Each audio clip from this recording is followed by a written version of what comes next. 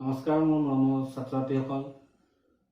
মই অমিত আৰু তোমালোকে চাই আছা আল্টিমেট বৰ্ণগৰ, যিটো মোৰ ইউটিউব চেনেল হয়।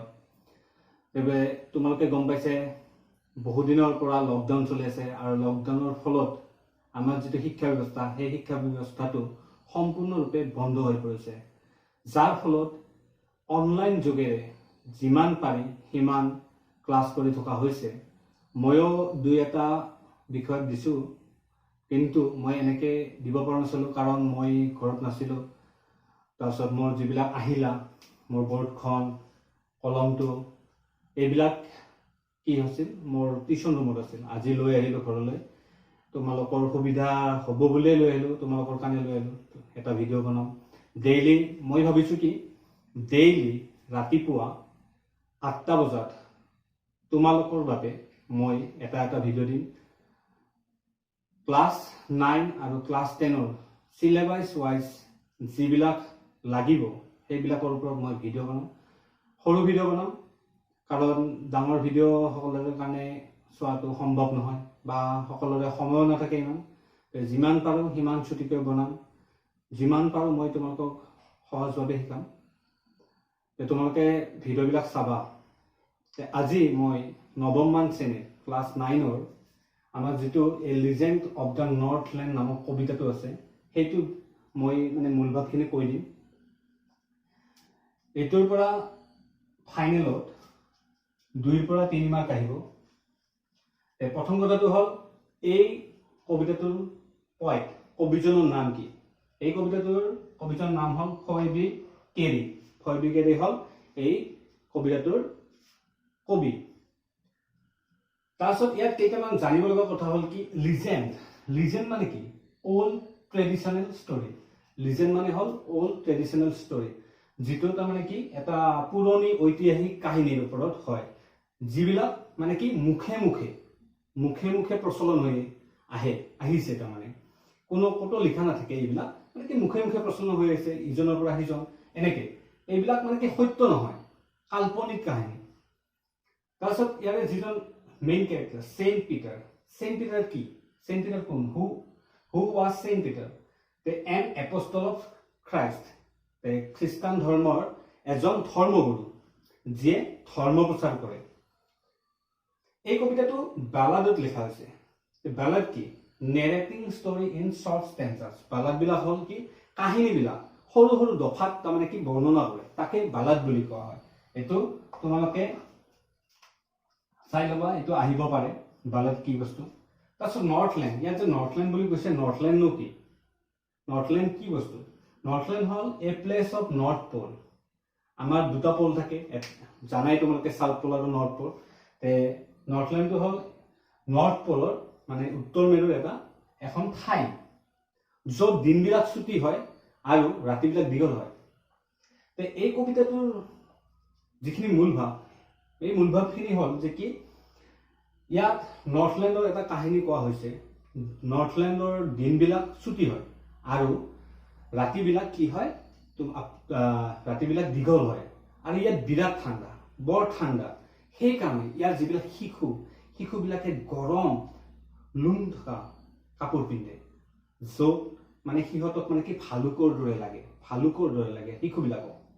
আৰু সিহঁতক ডাঙৰ মানুহবিলাকে সিহঁতক কি এটা কাহিনী কয়, চেইণ্ট পিটাৰৰ কাহিনী কয়, যিটো সিহঁতে নুশুনে, তথাপিও ডাঙৰবিলাকে সিহঁতক চেইণ্ট পিটাৰৰ কথা কয়। চেইণ্ট পিটাৰ হ'ল মানে ধৰ্মগুৰু। মই কৈছোঁ আগতে, চেইণ্ট পিটাৰ এজন ধৰ্মগুৰু।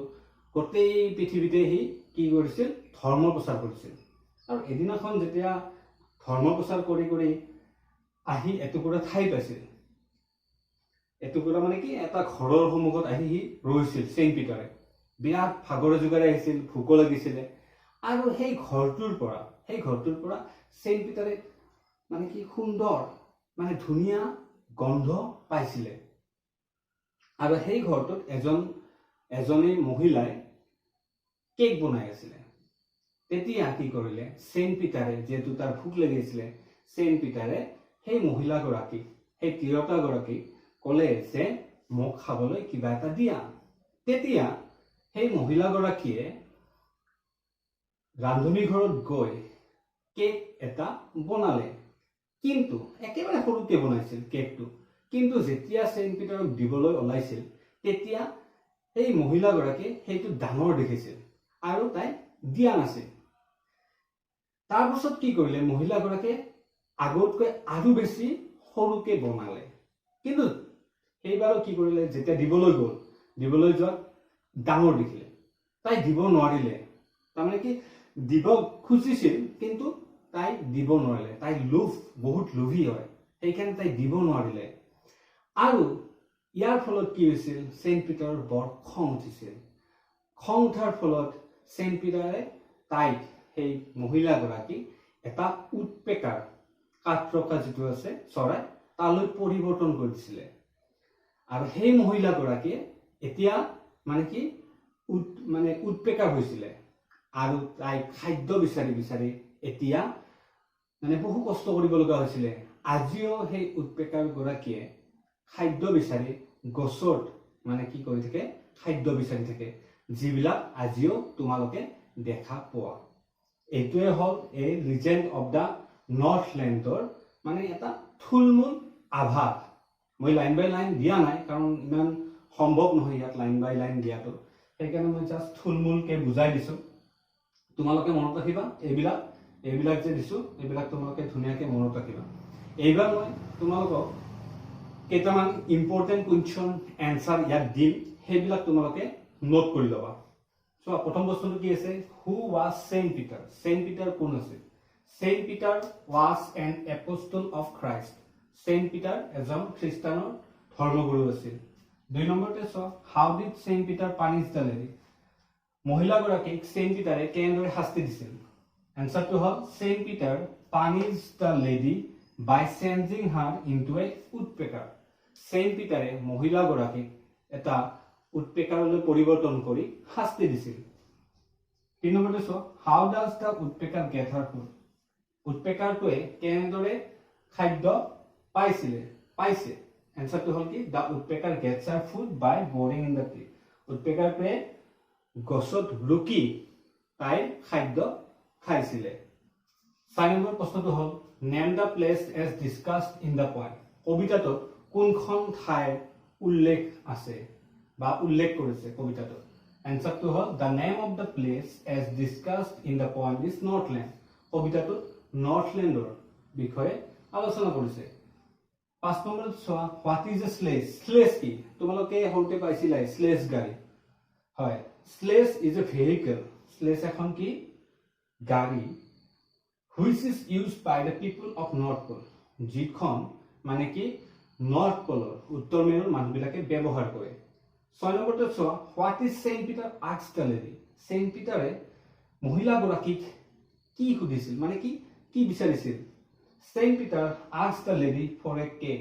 সেন্ট পিটাৰে মহিলাগৰাকীক কেক বিচাৰিছিল, কেক খুজিছিল। তাৰমানে কি, মহিলাগৰাকীক এটুকুৰা কেক খুজিছিল। এইকেইটা ইম্পৰ্টেণ্ট কুৱেশ্যন এনচাৰ, আৰু বহুত আছে, স্কুল খুলিলে মই দি দিম। এতিয়ালৈ এইখিনি তোমালোকে পঢ়িবা। কেইটামান মই কুৱেশ্যন দিম, তোমালোকে এনচাৰবিলাক পঢ়িবা। এই দুটা প্ৰশ্ন তোমালোকে এনচাৰবিলাক কমেণ্ট বক্সত, তলত কমেণ্ট বক্সত তোমালোকে দিবা। 3টাকে অপশ্যন আছে, চুজ দ্য কাৰেক্ট এনচাৰ, যিটো শুদ্ধ উত্তৰ সেইটো বাছিব দিছে। প্ৰথমটো হ'ল কি, saint Peter was. Saint Peter আছিল an angel, an apostle of Christ, a person. যিটো হয় সেইটো, যিটো অপশ্যন, সেই অপশ্যনটো তোমালোকে মোক কমেণ্ট বক্সত কমেণ্ট কৰি দিবা। দ্বিতীয়তে চাবা, the cake appeared to the lady. The cake appeared to the lady, মহিলাগৰাকীৰ কাৰণে কেকটো কেনেকুৱা আছিলে?